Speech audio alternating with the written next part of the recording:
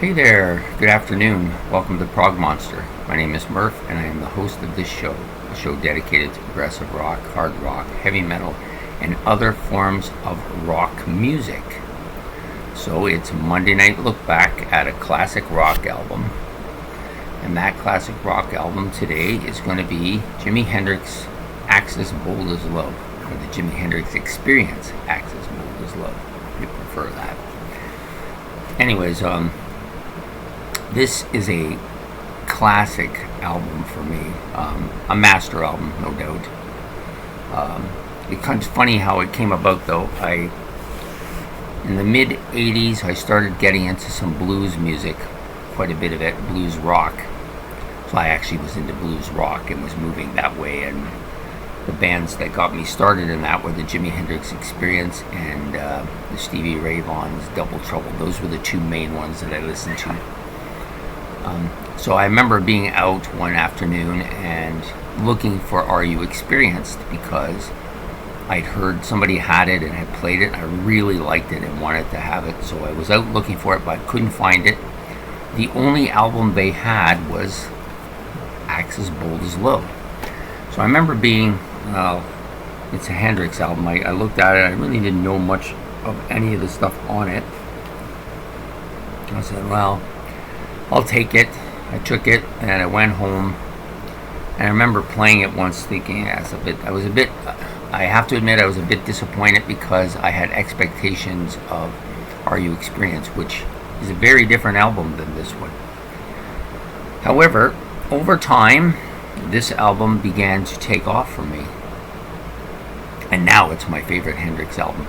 The other two albums, Are You Experienced and Electric Ladyland, that came from the Jimi Hendrix Experience, I've never actually owned them. I've heard most of the stuff on them at different times, but I've never actually gotten the two albums. So it's not really, I don't think it's really fair to compare the three, since this one has had so much more time on the shelf with me and so much more I've listened to it so much more than the other two. So, and yet I know those two are rated higher than it. So eventually I'll have the other two albums, and then we'll see what transpires. But I had this one. I've listened to it a lot. I love it. It's a fantastic album. Has a lot of really good tracks on it. So what happened was I got that on LP, and then when I gave my LP collection to my sister, which most of you know about, I didn't have it anymore. And then one time I was out shopping for about $300 worth of albums one time, when it was in the 80s, the late 80s actually, and there was a whole bunch of Genesis in that collection, and some Yes and some Who, but this album was one of the ones I re-bought it. This is actually a reissue, very, very nice cover. Like, it's a really nice booklet kind of thing that it's in. Gives you all the songs on the back. Picture of Jimmy here. And then of course the album cover. It also comes with a second, this is the original, the music CD of it. And then it also has this CD, which is kind of a making of the background of the making of this album. Now, I've only listened to this once, so I don't really know much what's on it. I probably should have listened to it again, but you can get most of this information just on the internet anyways. And it also comes with this booklet as well, which is got like a load of stuff in it, pictures of them. There's one of them, negative picture of them. All of the lyrics, of course, which so many albums come with now. Picture of him singing here. Another picture of the three of them. Mitchell, Hendrix, and then Noel Redding on the other side. Another picture of them with the band for the concert they're doing, where they headlined with Vanilla Fudge, Soft Machine, and Eerie Apparent. Nice shot of Jimmy on the guitar. This I like. It's got the three of them here, but it has the song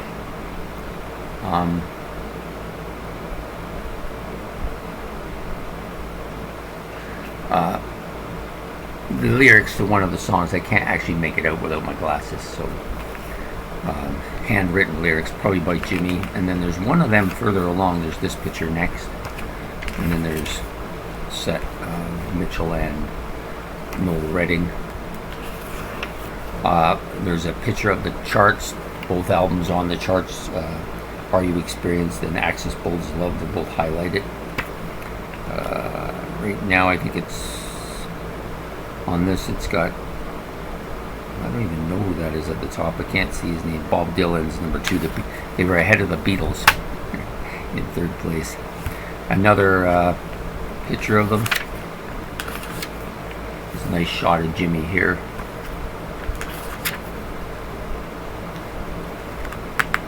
Yeah. So anyways, another fine booklet. Inside cover is good as well. So it's an old piece book. I really like it. I've looked at it quite a bit over the years. Anyways, on to the album. This album was released on December 1st, 1967, the same year as Are You Experienced? A totally different album.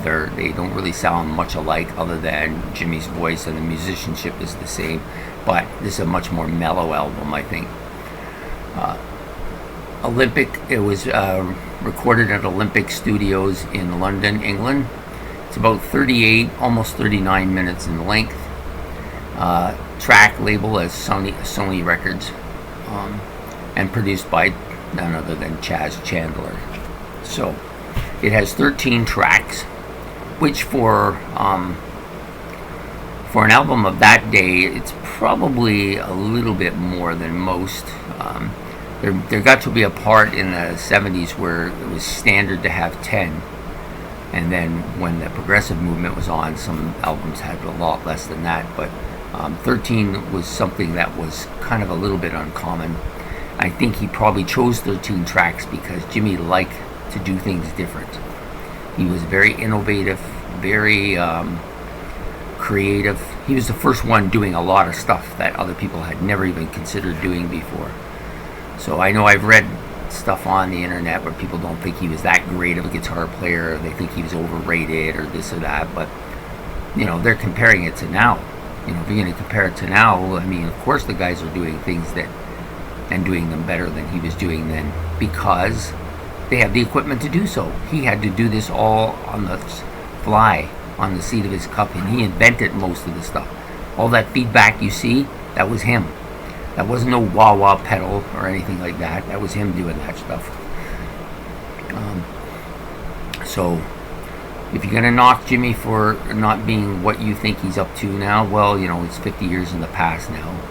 I'm almost sure that if he had survived, we would have seen music very different from him in the 70s, because most of the stuff that he put out in the 60s, nothing against it, it's great stuff, but it was pretty much record label inspired and pushed on him. And, you know, he did a good job with what he was given to do with. But I'm pretty sure that his music would become very different by the mid-70s, and you would have seen a lot of stuff that nobody would be able to touch now. Okay, so anyways, enough of that. On to the songs. It starts out with EXP, which is kind of a spoofy thing about aliens. It's like an interview with Paul Caruso. He plays Paul Caruso, Hendrix. And they just pretend to be talking about aliens. It's kind of a gimmicky thing, I guess. He also does an incredible distortion guitar part in that, right after the interview. Just unbelievable. Number 2, Up From the Skies. It's a bit of a mellow song. It's nice. The whole album starts out and sets the tone here. You get a kind of a mellow song to begin with. There's not a lot of heavy stuff on the album. There's 2 or 3 tracks that I think are pretty heavy, but for the most part, it's a fairly mellow, kind of almost psychedelic, actually very psychedelic album. But like really well done, real tasteful. And then you come into Spanish Castle Magic, which is a top shelf song for me. He's got 1, 2, 3, 4. I marked down 4 songs as top shelf songs here. This is one of them. Was probably the first song I really, one of the first songs, but not the first song that I really liked by him off of this album. But such a heavy guitar and drum riff at the beginning of this song, just like, tastefully done.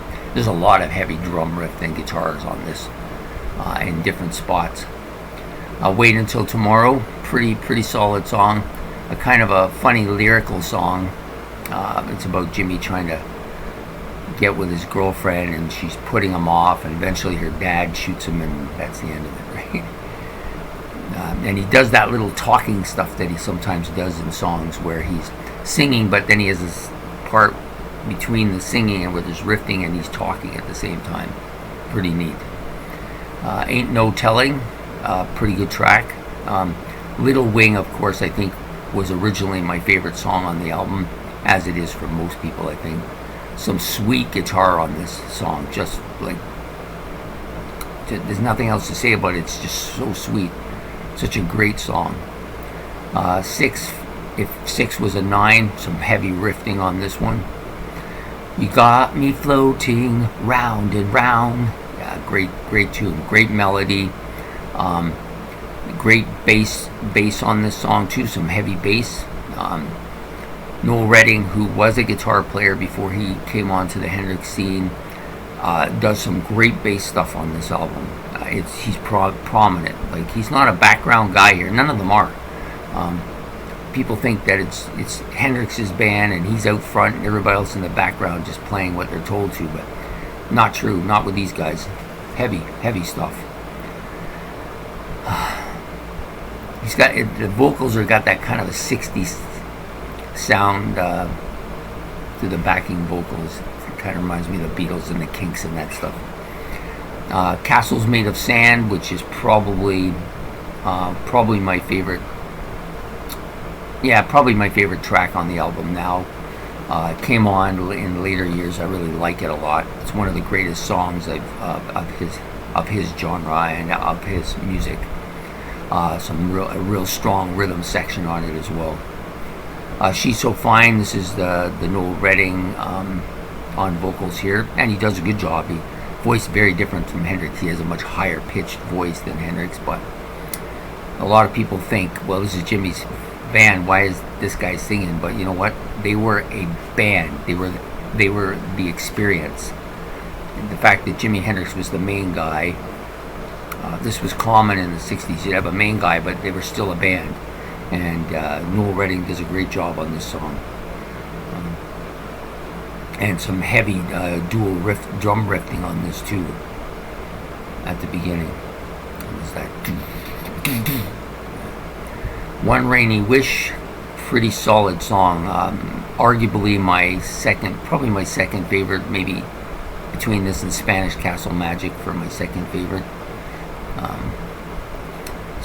It's good. Some real sweet guitar, had some nice melody on it as well. Little Miss Lover, real heavy drum riff to start, and then some heavy bass riff joins in about partway into the song. There's a lot of that heavy drum riffing and bass riffing throughout the whole song. These two guys, although they weren't Jimi Hendrix, who was a legend, they certainly weren't far behind. Like, they were solid musicians, both of them. Axis Bold as Love, or Bold as Love, is the final song on the album. Guitar is dominant, and it's very guitar solo dominant on this song. Just like a great title track. Finish off the album on a strong note. Most people have their title track right at the beginning of the album, but Jimmy chose to make it number 13 at the end of the album. So overall, the album is, I think, very psychedelic, mellower than Are You Experienced, and some real heavy guitar, some real dominating bass and drums on this album as well. There's a couple things about the album that are a little bit different. It has that 60s sound to it, but there's some of this fade in and fade out where it gets,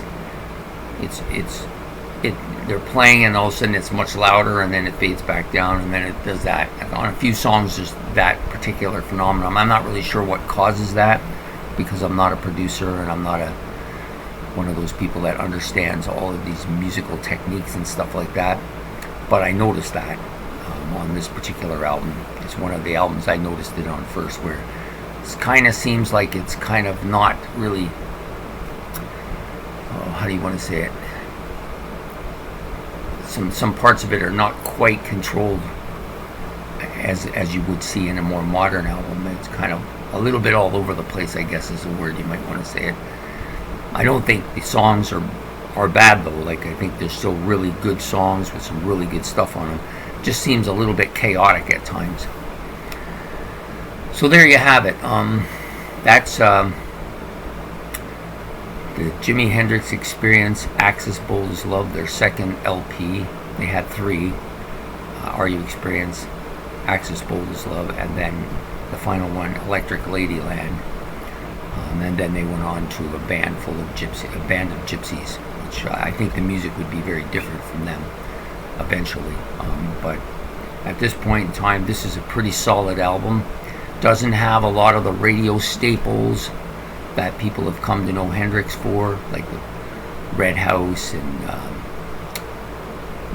Purple Haze and Are You Experience, all those songs that you hear a lot on the radio by them. There's not really a lot of them here. I guess Little Wing is probably the only one, but a lot of really good, solid, deep cuts here. Some of their best Jimi Hendrix songs are on this album. So I hope you enjoyed this video. So this is the beginning, the first episode of the week. Look back to a classic rock album on Monday nights. On Wednesday nights, we're doing a top 10 favorite, and we're going to do that of the Jimi Hendrix Experience. And I want to make sure that's clear, that it's the Jimi Hendrix Experience, and it won't be just Jimi Hendrix, because I'm not going to do anything from the Band of Gypsies or whatever came out last, just from the 3 Hendrix Experience albums. They did do another one after he died. I think it was a post release, but I won't be touching that. It'll just be the 3 that I've said. And then the final episode of the week, Friday Night Live Experience, we will also be doing a Jimi Hendrix Live Experience, and I think it's going to be from the Isle of Wight, but I may change my mind and do something else, because he's got quite a few live venues that are just stellar. This guy's good on an album, but live just so much better. He's kind of like here, eye level on the albums, but when you get to the live experience, he's off the charts. You can't even see him, he's so far up. This is my experience with him. And I actually like Hendrix's voice quite a bit too. His voice really suits the music, I think. And he's got a pretty strong, powerful, deeper voice than most singers you hear. Anyways, I hope you again liked this video. If you did, please like and subscribe, and show up on Wednesday for the top 10 and Friday for the live experience. And have yourself a great afternoon and evening here on the Sunday, and we will talk to you very soon. Goodbye.